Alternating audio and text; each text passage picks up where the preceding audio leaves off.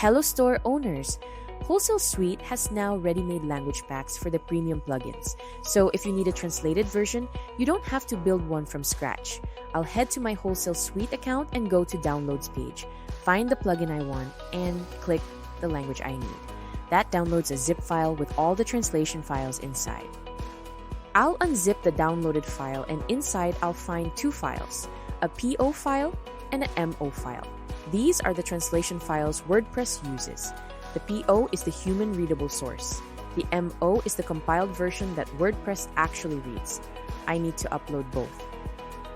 I'll open my FTP client or hosting file manager and navigate to WP content, languages, plugins. If that plugins folder doesn't exist yet, I'll just create it. Then I drag both files in. That's the upload done. WordPress will pick them up automatically once the language is set. Last step, I go to Settings, then General in my WordPress admin and scroll down to Site Language. I'll select the language that matches the pack I just uploaded, then hit Save Changes. If the translations don't appear straight away, clearing my cache usually sorts it. And that's it.